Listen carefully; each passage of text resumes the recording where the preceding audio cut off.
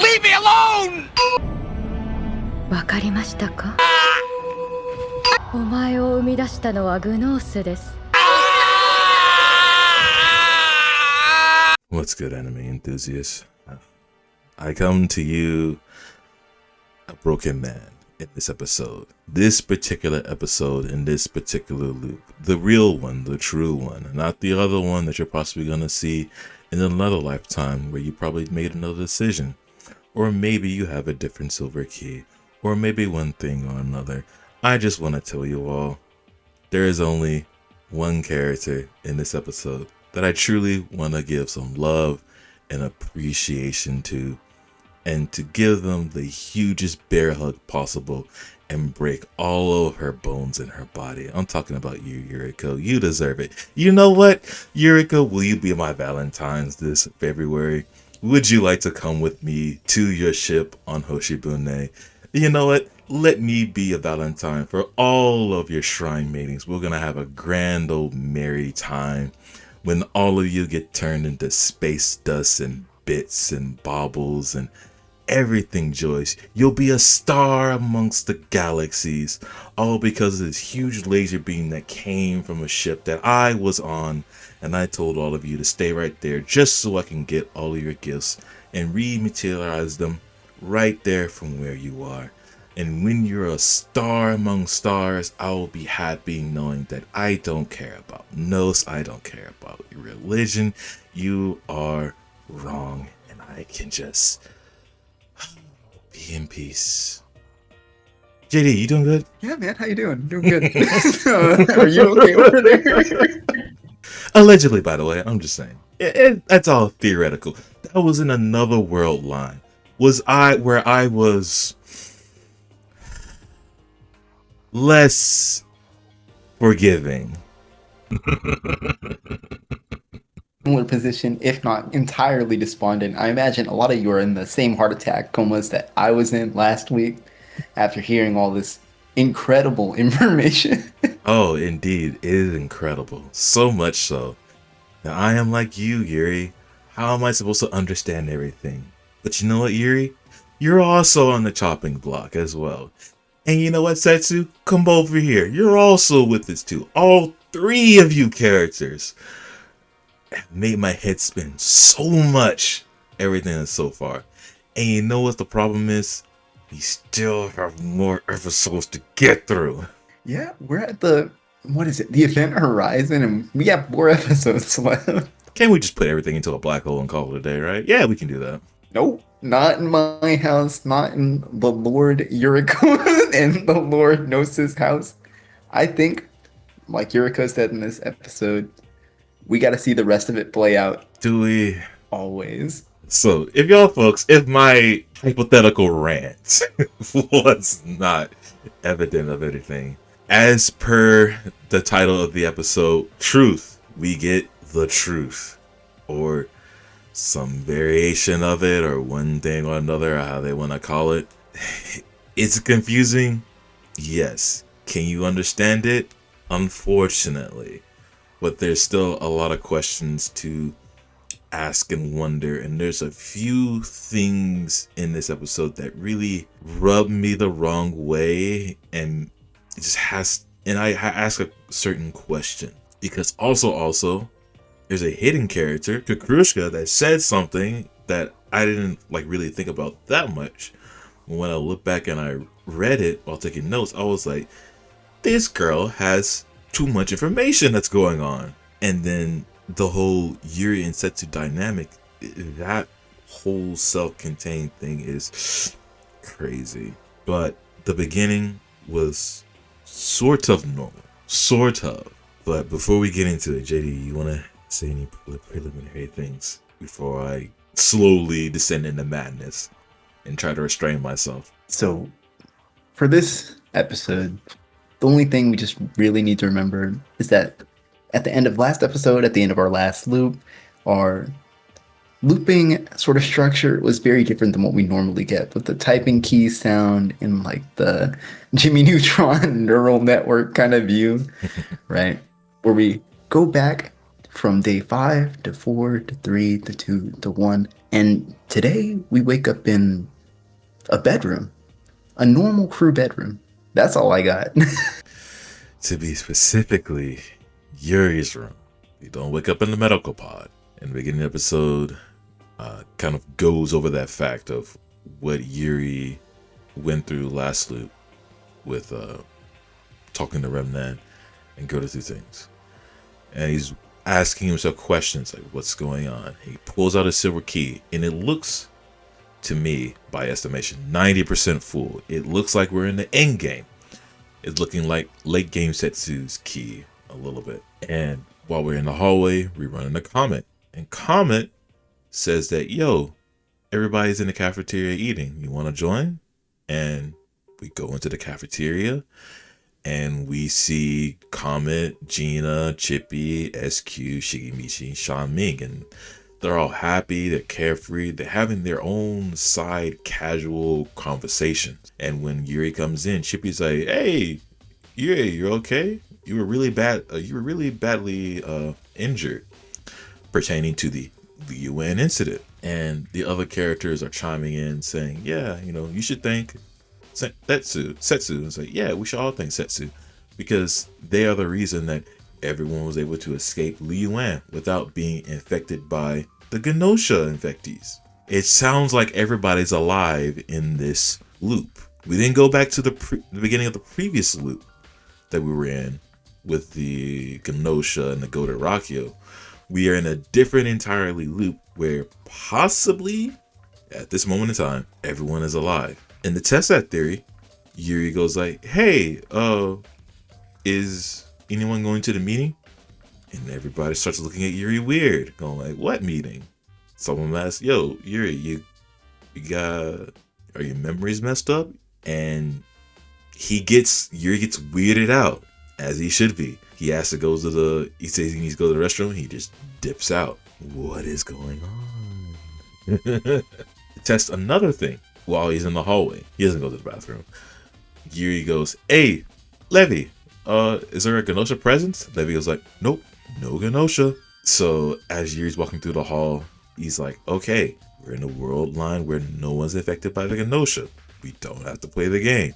Also in the hallway, we see Rakio, Jonas, and Remnan. And Rakio is arguing about going to Gliz, Glazi, however they say it. So we follow him, and we go to the main room where we hold the meetings. And we see the rest of the cast. We see Stella, Setsu, Otome, and Krushka, along with, Rakio, Jonas, and Remnan. Where's Yuriko?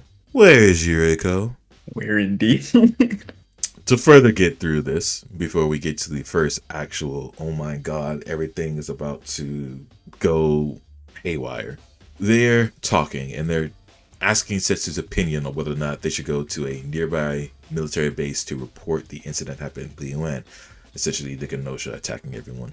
Rakio is rejecting the idea based on the fact that the military is going to do a lot of paperwork, a lot of reports, and they're going to be doing a lot of investigations. And Setsu goes like, you know what? I'm just going to make a direct report. There's no need for regulations since nobody was infected. There's nothing to do. And that whole play was Rakio trying to look out for Remnant, which is a nice little casual touch because Rakio isn't always like a bigoted, big-headed, I'm smarter than you kind of person. He's chill. He's nice. He's look out for other people.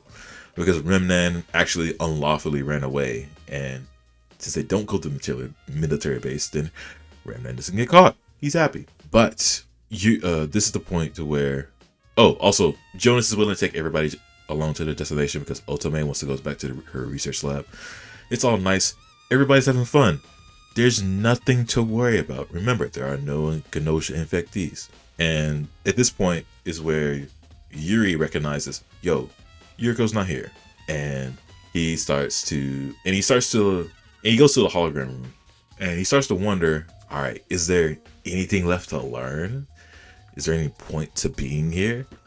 And like, this is the world line we're trying to achieve where everyone like is happy. But the problem is that we didn't play the game. And then here comes Kukushka.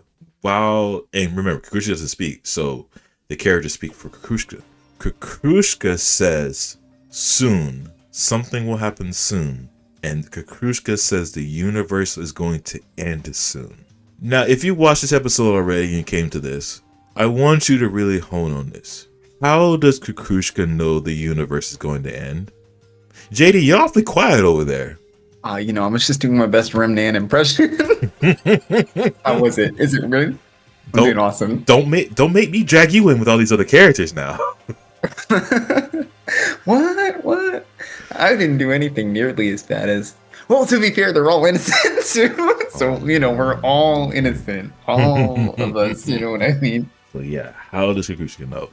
But unfortunately, you don't get an answer because an alarm happens, and Levy says that an anomalous life form has been detected in the sickbay. That's odd. Sickbay is where we're supposed to wake up. Why is there an anomalous life form there? Strange. We link up with Setsu in the hallway, and they say that Levy has detected a life form that shouldn't exist. It could be an error in the system or something snuck on board. If you already know what it is, game heads, I like to point out that maybe that's the writers giving you like a cute little haha, it is what it is, breaking the fourth wall type of thing. Detected life form that shouldn't exist, an error in the system, haha. But continuing on from there, Setsu comes out and about the whole looping thing, and Yuri looks a little shocked. But yeah, this Setsu knows that this particular loop, there's no Gnosia. And at the door, Yuri reveals that he did not wake up in the sick bay this loop. And Setsu's weird. Of course that makes sense, Setsu didn't come wake up Yuri in the sick bay. Setsu probably in this loop thought that Yuri woke up on his own and milled about, and Setsu was like elsewhere, which is a cool little detail that says that Setsu doesn't always have to be there. Of course, Setsu that says that's impossible, Yuri, that because you're here, and she gives us an explanation. The silver key, when looping, causes the host consciousness to loop to the past. That's like one of the theories I had back then, because okay, if you're looping, it's probably your mind going. Then they say if the silver key sends the host body as well, which is odd, they'd end up with two of the same person in the same loop. And if that happens, the loop would break entirely. Oh no. They go into the room. Really want to harp on this. Setsu says her famous little line in episode 1. Doubt not, fear not, and know. Knowledge will save all. I was like, okay, that's cute. And then they say, Yuri, you're the one who told me those words. Excuse me? No, Setsu. You're the one who said those words. There's no possible way that Yuri could have said those words to you. Unless, if we look back at episode 1, where Setsu said that they got their silver key and those words from the person who gave her those words. And if Yuri said that, claiming to say that, then there's a possibility that maybe, just maybe, somehow, in some way, Yuri gave Setsu their silver key and those words. Which puts us in an infinite loop. Oh gee, that silver key looks like an Ouroboros that represents infinity. I'm crashing out. Slowly. Silently. Lovely. I think I'm breaking for the first time this episode. Let's see. Let's start out with just the initial setup where Comet will come and pick up Yuri. And there's a lot of not subtle foreshadowing, but it's very interesting clues that lead you to this conclusion, right? Where Comet's like, oh, you were really hurt. We were wondering if you were ever gonna get out of the pods, right? Things like that. You had bones sticking out, all that jazz, right? So leading up to this conversation, I had my heart drop straight down to my feet. I feel like I was so connected to the earth just right before this moment. And seeing Setsu smile for the first time and be like, okay, this could be crazy, but we have to know what's inside. We just have to. And then looking at Yuri hey, this is what you told me, right? As a game enjoyer, We're in Nirvana. My pitchfork is already in both of my hands. What's in the pod? Oh, look, it's Yuri. Wait, that makes no sense. Yuri's standing right there. Oh no, they look into each other's eyes. The world freezes. Then everything starts to slowly melt down, slime down. And then we go into this void of nothing but black and white outlines. It's like the chalk zone. And then the universe was destroyed. Everything's gone. Tetsu just sprinkles away in the dust and particles. And so does Yuri. And that darn woman Yuriko speaks. And we materialize as well as Yuriko. Hi, Yuriko. You're gonna tell us the truth. Cause and effect has collapsed. Because Yuri did something which ordinarily could never exist. And so the universe was destroyed. Yuri didn't have memories to begin with. This Yuri right now that we see, it's fake. This Yuri is a bug. A bug. A bug. There was only one Yuri to begin with. Huh? What? Kitty, I have reached Nirvana. I have crashed out into heaven. I can't be mad anymore. I can be frustrated.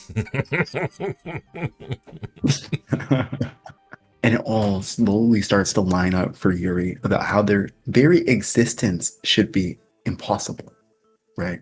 Yuri's lack of memories, Yuri only existing in loops with Gnosia, even Yuriko saying that their vision is distorted, that they themselves are distorted.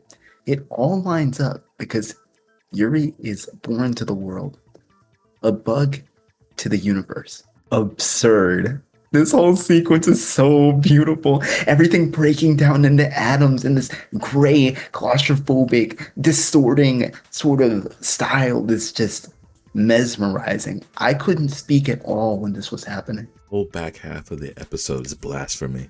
It's doesn't make any lick of sense, but they try to make it sense, you know?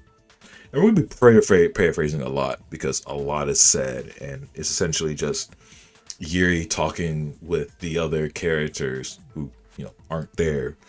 But it's this whole thing of trying to understand what is going on.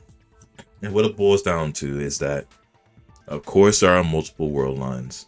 And of course, this Yuri in particular, the bug Yuri, I guess we can call this Yuri now, is that in world lines where the Gnosia infectees do exist, this bug Yuri, the real Yuri should have already been eliminated from the start. I'm going to come back to this point. In world lines where Gnosia infectees do not exist, the real Yuri doesn't get attacked. So the Yuri, the bug Yuri, the Yuri that we've been following this whole entire time, can only exist in world lines that have Gnosia infectees.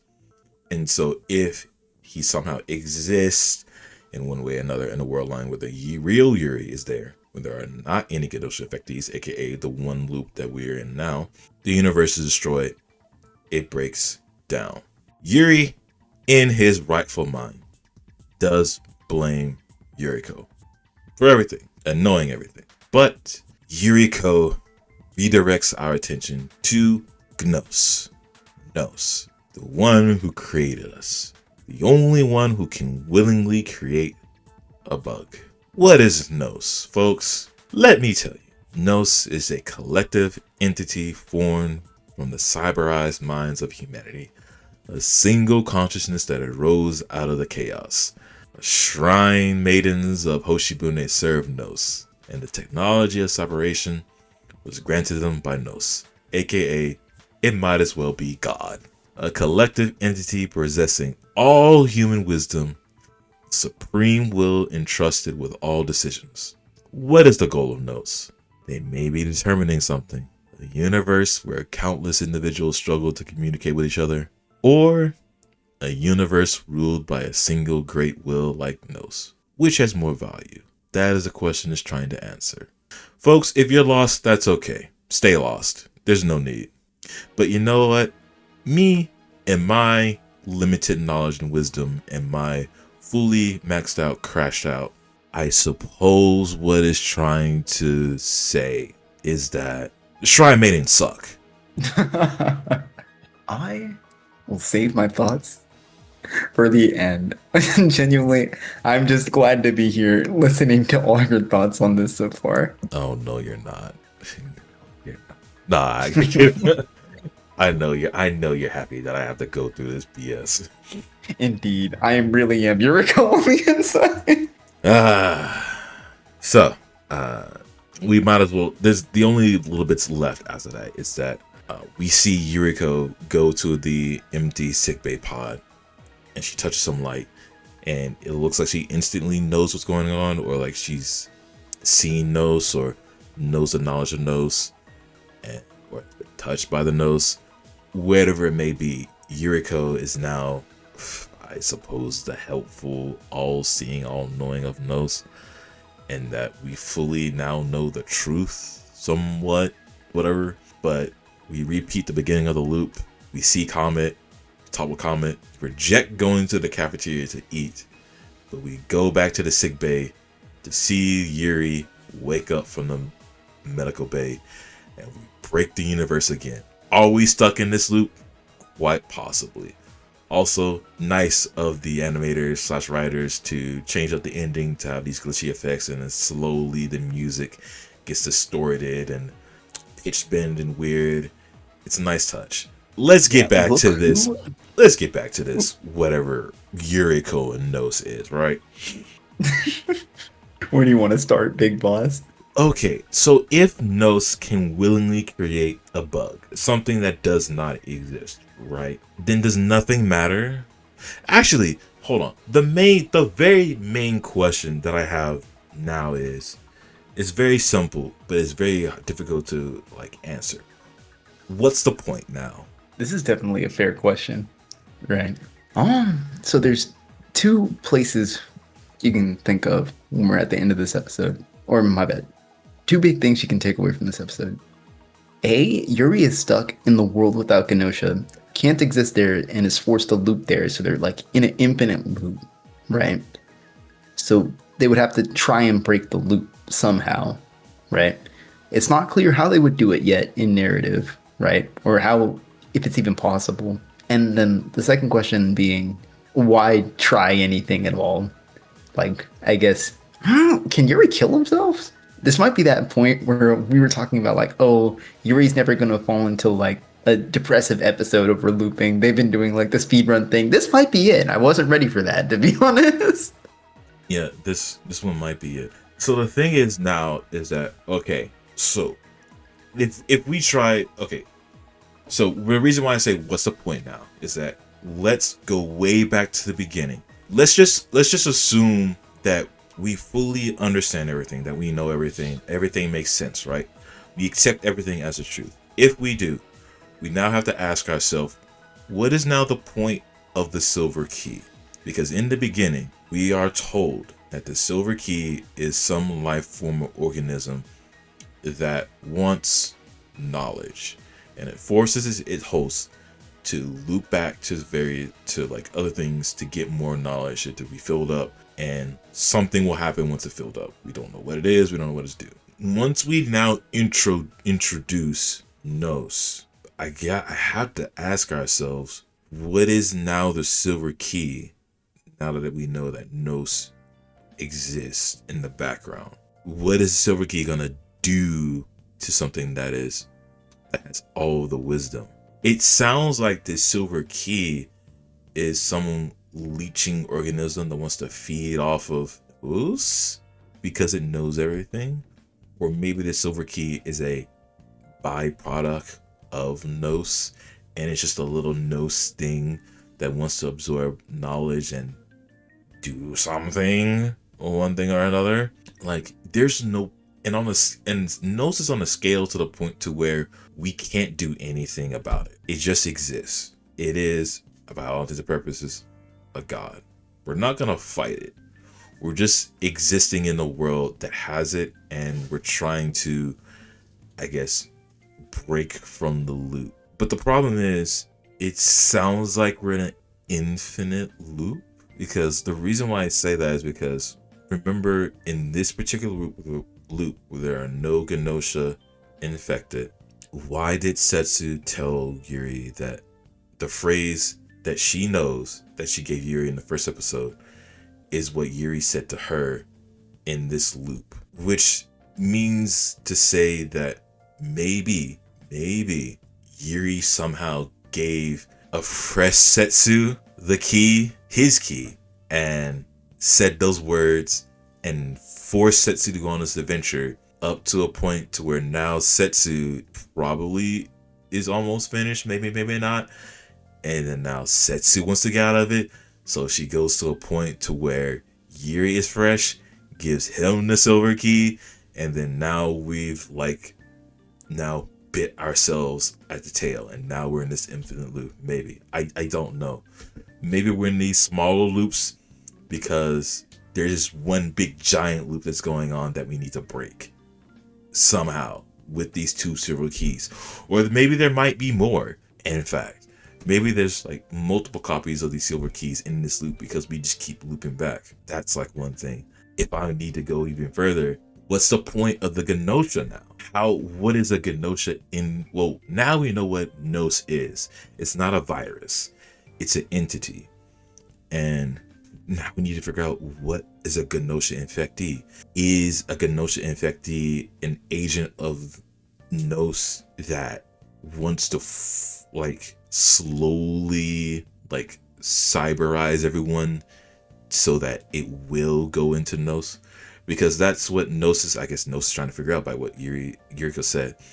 Gnos is trying to figure out which universe does it want to build. A universe where countless individuals struggle to communicate with each other, or a universe ruled by a single great will like itself. If it wants to go with the latter option, then yeah, let's build an army of Gnosia and just cyberize the whole entire world, end humanity, let it be the one and only thing, and then from there it can just do whatever it wants.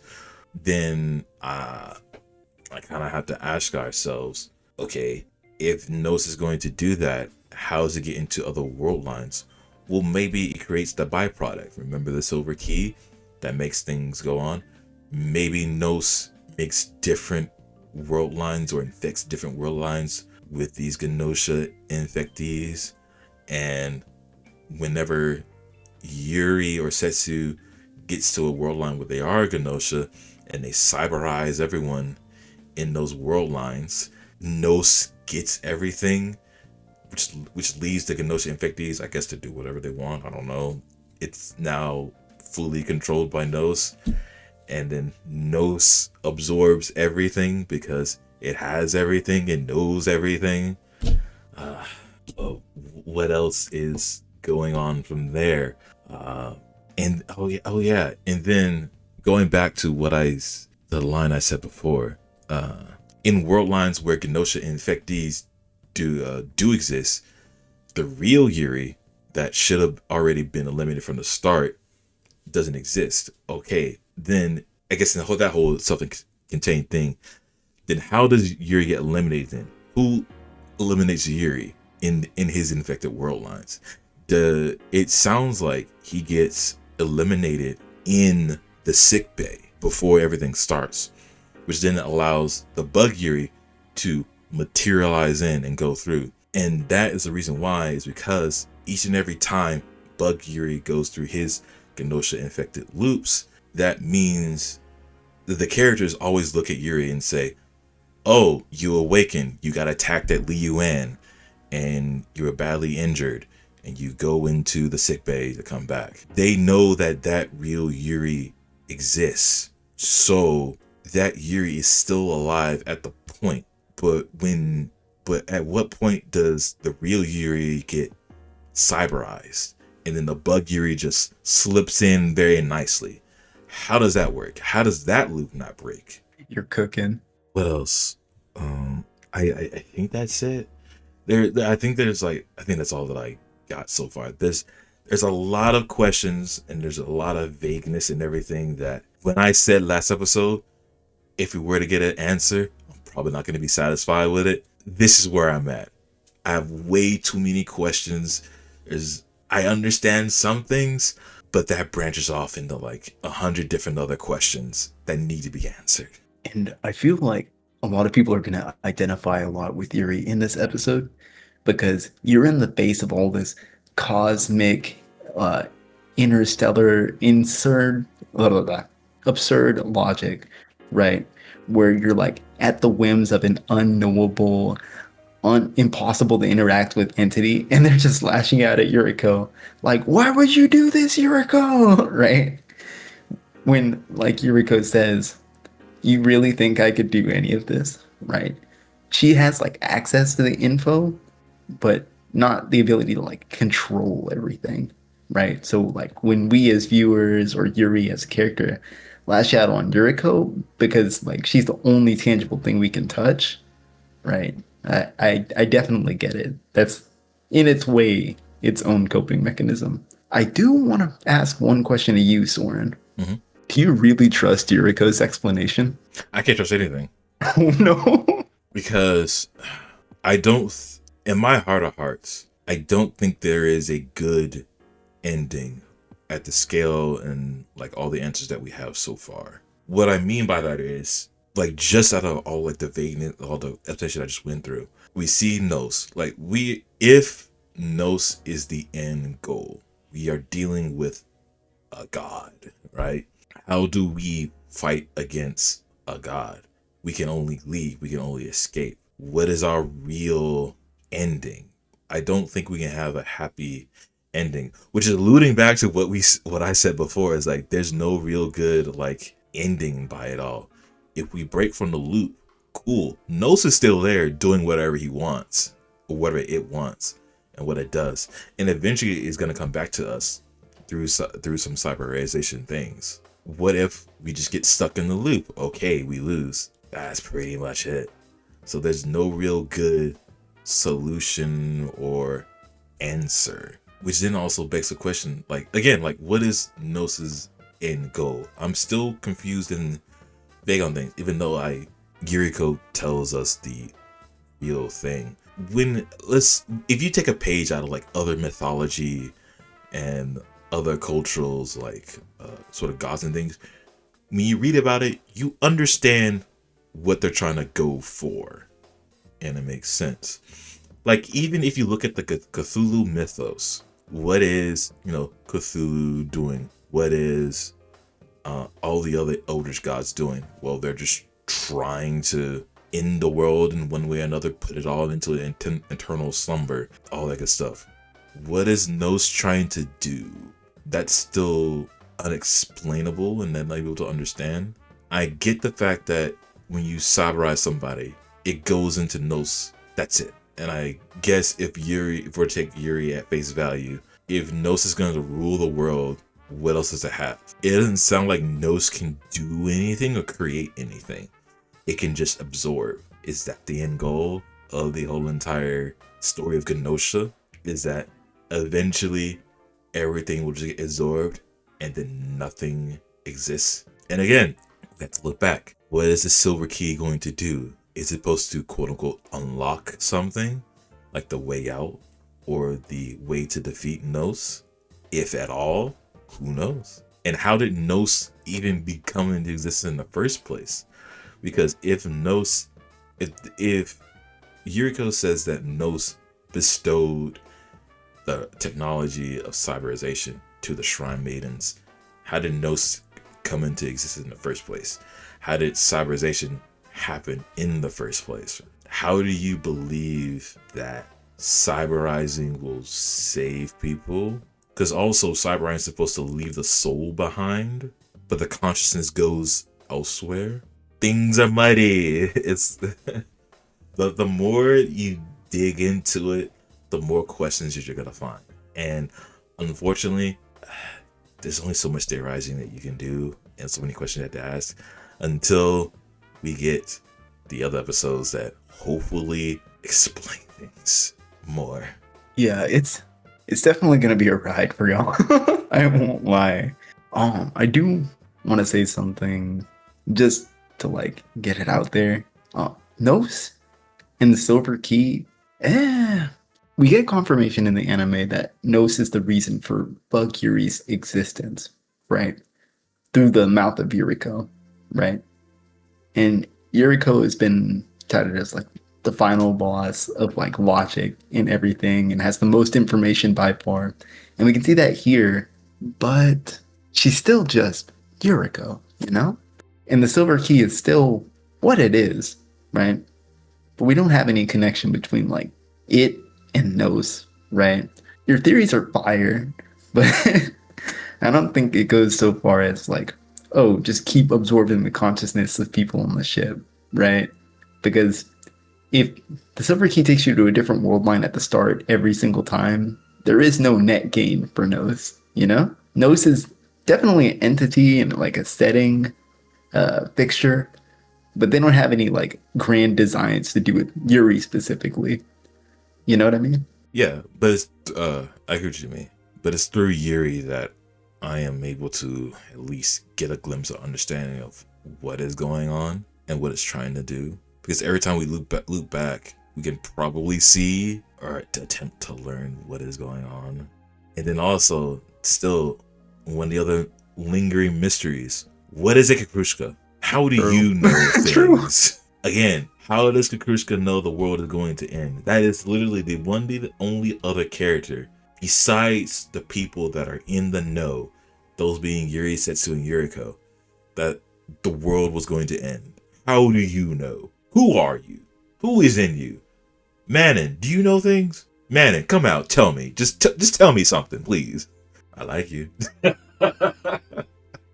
Oh, okay, I see how it is. So we'll like Manon, but we won't like Yuriko or Setsu or Yuri? At least Manon will treat me like crap and will tell me that is, and then I can understand why. And then Gnosis being like, be cyberized, become a bug, now become a Gnosia, and absorb the will of all humanity into me. Okay, boss, what's next? The silence is deafening. That's all I'm saying.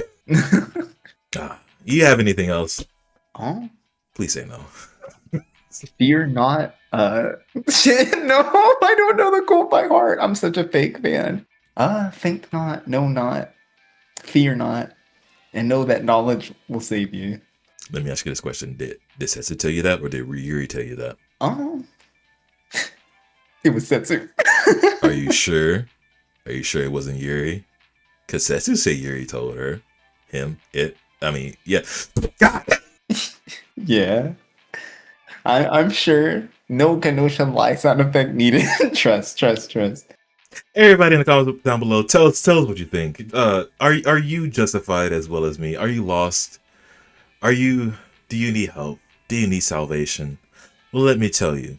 There's an entity way above called Gnos that will cyberize you into him, so you don't have to worry about anything. What? You want me to go?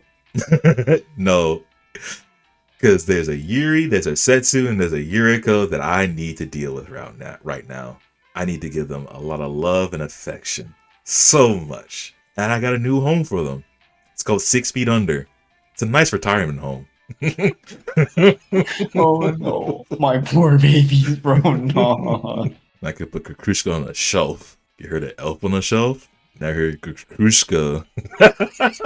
I can't think of a rhyme on the spot like that. But with nothing else, I hope all of you have a fantastic day, night, evening, morning, wherever you are in the world. And I hope your day is just a little bit better than it already is. With that, we'll catch y'all in the next episode. Peace. Good luck with next episode, guys. Crash out with me.